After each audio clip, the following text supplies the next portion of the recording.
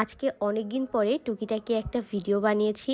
বাসা থেকে বের হয়েছিলাম সন্ধ্যায়, গিয়েছিলাম আমার শখের চুড়িতে, তারপরে গিয়েছিলাম আড্ডাখানায়, খেয়েছি ক্যাশনাট সালাদ, আরও খেয়েছি কাপ পাস্তা। দাঁড়ান, এখানেই শেষ না, মন ভরে রাস্তায় এদিক ওদিক ঘুরেছি আরিফের সাথে, তারপরে খেয়েছি আখের রস, ডিম, আর এই সব কিছু নিয়েই থাকছে আমার আজকের ভিডিও।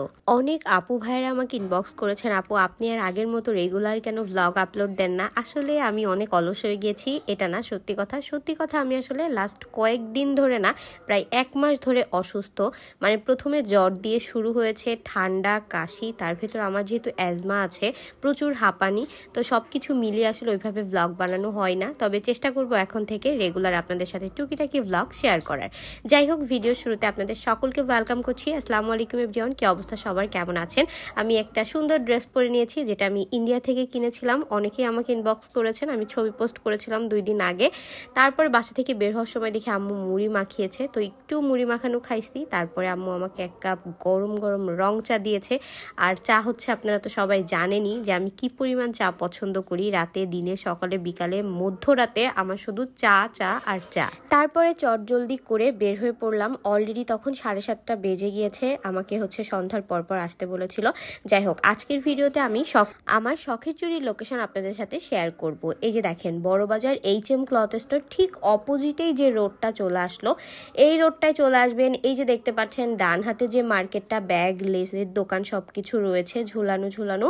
আর এই মার্কেটে প্রথম গলি, আর এটা হচ্ছে 2 নাম্বার গলি। 2 নাম্বার গলির ওই যে 2 নাম্বার দোকানই কিন্তু আমাদের শখের চুড়ি। আর এই যে দেখেন, আমি কিন্তু এখন চলে এসেছি। আপনারা অনেকে লোকেশনের জন্য আমাকে ইনবক্স করেন।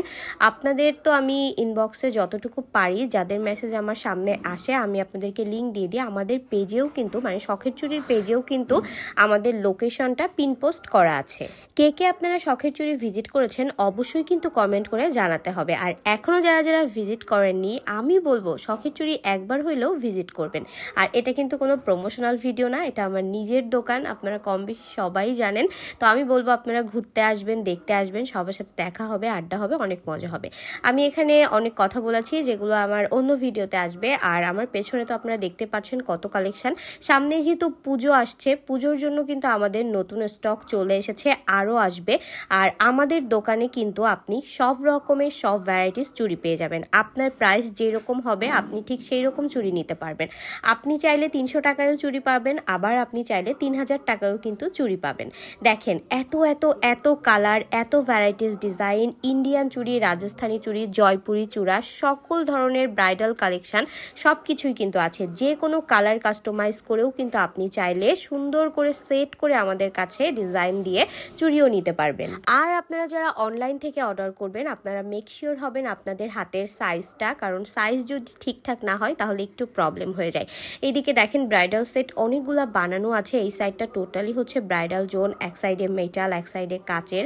আর আমার কানে যে ঝুমকাটা দেখতে পাচ্ছেন, মণিপুরি ঝুমকা, ওইটাও কিন্তু আমার শখের চুড়িতে আছে।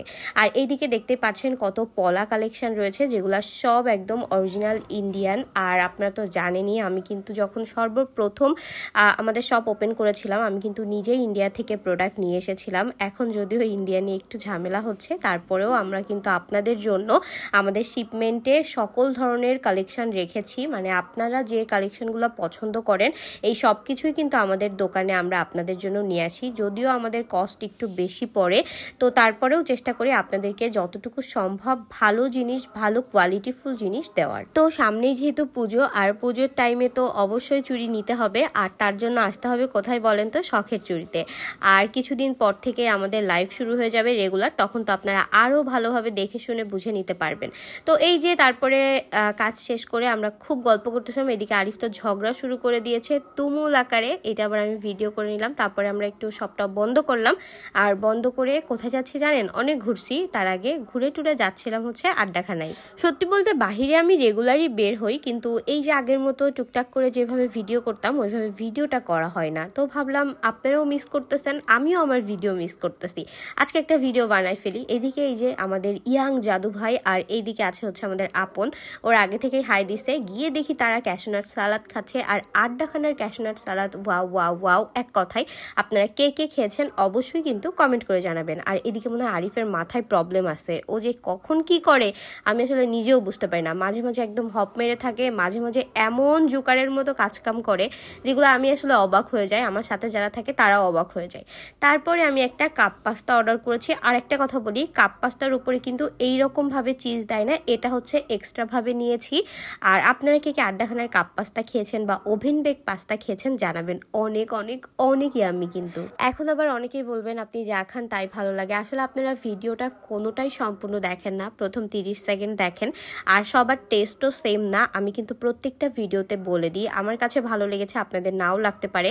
ফুড রিলেটেড কোনো প্রবলেম হলে যে রেস্টুরেন্টে যেখানে থাকবেন না কেন তাদেরকে জানাবেন, আমার ভিডিওতে বললে কিন্তু কিছুই হবে না, ঠিক আছে? এটা মাথায় রাখতে হবে। তারপরে আমরা কাপ পাস্তা খাচ্ছিলাম আর অনেক অনেক অনেক গল্প করেছি। আর সবাই বলবেন আপু আপনি কতক্ষণ, আসলে আমি সব কিছু একবার দুইবার করে খেয়েছি, ওইভাবে অনেকগুলা খাই নাই, তো সব যেহেতু একটু একটু করে খেয়েছি সব কিছুই খেয়েছি। তারপরে দেখলাম রাহুলের মন খারাপ, কারণ আমাদের চৌধুরী সাহেব নাই, চৌধুরী থাকলে ওর সাথে অনেক গল্প করে খেলা করে, ও খুব মন খারাপ করে শুয়েছিল। তারপর আমরা বের হইলাম আর এই দিকে আরিফের এক বাইক আর তার হচ্ছে হেডলাইট, মানে একটার পর একটা তার ঝামেলা থাকে। তারপরে দরটানার ওখান থেকে আখের রস খেয়েছি। আর এই ভর্তা দিয়ে আপনারা এই ডিম সিদ্ধটা কে কে খেয়েছেন জানাবেন কিন্তু। আর এটা কি আপনাদের সাথে হয় কিনা আমাকে জানাবেন তো, মানে বাসার ডিম সিদ্ধ থেকে মনে হয় বাইরের ডিম সিদ্ধ বেশি টেস্ট, এটা কি আমার কাছে হয় নাকি আপনাদেরও? আর এই ভর্তাটা কিন্তু খুব মজার। আর এই যে ডিম সিদ্ধ আমি হাফ বয়েল নিয়েছিলাম আর তার উপরে দিয়ে দিল সরিষার তেল, ভর্তা আর বিট লবণ, আর দিয়ে দিতে হবে মুখে। এটা একবারে মুখে দিয়ে খেতে হয় যেহেতু হাফ বয়েল, তা না হলে কুসুম বের হয়ে যায়। আর এই ডিম সিদ্ধটা আপনারা কে কে খেয়েছেন জানাবেন। একদম লালকোটের সামনেই কিন্তু বসে। আর এই যে দেখেন রাতের বেলা লালকোটটা দেখতে এত সুন্দর লাগে, এই ওয়ার্ম লাইটগুলো দেয়। আমি আমার আগের প্রত্যেকটা ভিডিওতেই দিতাম, তো ভাবলাম আজকেও যেহেতু আছি আর এরকম সুন্দর আলো জ্বলতেছে একটু ভিডিও করি। তারপরে হচ্ছে আরিফের ওই যে বললাম লাইট, মানে ওর হেডলাইট, ওর বাইকের হেডলাইট, ওর না, ওইটা ঠিক করতে গিয়েছিলাম নিউ মার্কেট। ওখান থেকে ঘুরতে ঘুরতে আসছি চৌরাস্তা, এসে যে জ্যাম, তখন বাজে প্রায় 10:30, বাট স্টিল দেখেন কি পরিমাণ, পুরো চারিদিক থেকে এখানে না হলেও আমরা 15 থেকে 20 মিনিট ওয়েট করেছি।